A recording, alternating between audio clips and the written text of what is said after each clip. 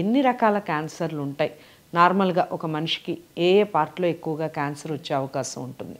ఇప్పుడు మనకి మన కంట్రీలో చాలా ఎక్కువగా చూసే క్యాన్సర్స్ మనము బ్రెస్ట్ క్యాన్సర్ ఒకటి లేడీస్లో ఓకే, అండ్ సెకండ్ది లంగ్ క్యాన్సర్ అంటాం, లంగ్స్కి ఊపిరితిత్తుల క్యాన్సర్, అండ్ నెక్స్ట్ ఇవి నోటి క్యాన్సర్స్, గొంతు క్యాన్సర్స్, ఇవన్నీ ఎక్కువ. ఇవన్నీ మేల్స్లో కూడా వస్తుంటాయి, ఫీమేల్స్లో కూడా వస్తుంటాయి. మెయిన్లీ ఇది టొబాకో, స్మోకింగ్, ఆల్కహాల్ రిలేటెడ్ ఇవన్నీ.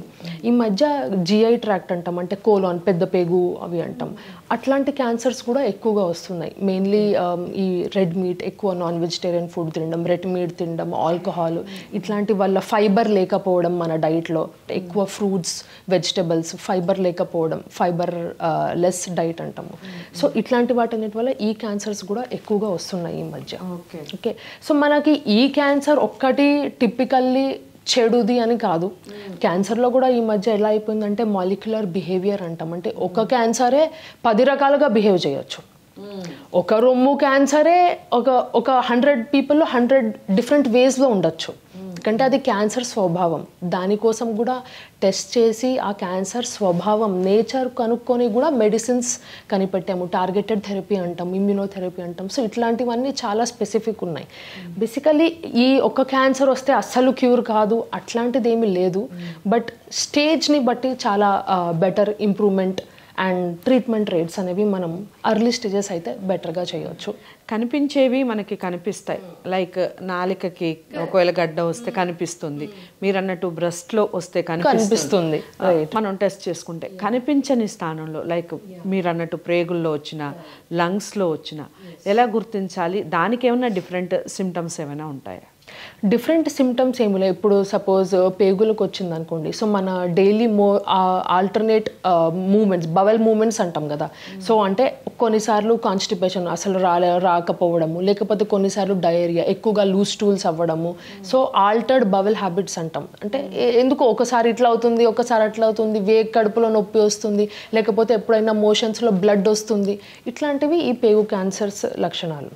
సో దీనికి ఏంటంటే మనం స్క్రీనింగ్ అని అంటాం. ఇప్పుడు మీరు చెప్పినట్టు అసలు ఏ సిమ్టమ్స్ రాకంటే ముందు ఒక నార్మల్ పర్సన్ జాగ్రత్తగా ఉండాలి అంటే మనం స్క్రీనింగ్ టెస్ట్ అంటాం. అట్లాంటివి క్యాన్సర్కి చేసుకుంటాము. సో ఈ పేగు క్యాన్సర్స్కి కొల్నోస్కోపీ అనే ఒక టెస్ట్ ఉంటుంది, అండ్ ఎఫ్ఐటి అని ఇంకొక టెస్ట్ ఉంటుంది, ఫీకల్ అకల్ట్ బ్లడ్ టెస్ట్, ఎఫ్ఓబిటి అని ఉంటుంది. సో ఇట్లాంటి టెస్ట్ స్టూల్ శాంపుల్ మీద కూడా చేస్తాం, అండ్ ఒక కొల్నోస్కోపీ ప్రొసీజర్ కూడా ఉంటుంది.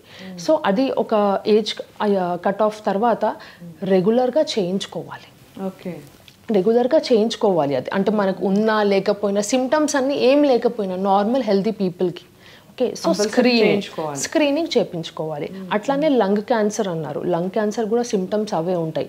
ఊపిరాడకపోవడము, దగ్గు వచ్చి తగ్గకపోవడము 3 వీక్స్ అయినా, లేకపోతే దగ్గులో రక్తం రావడం, ఇవన్నీ లంగ్ క్యాన్సర్కి సంబంధించిన సిమ్టమ్స్.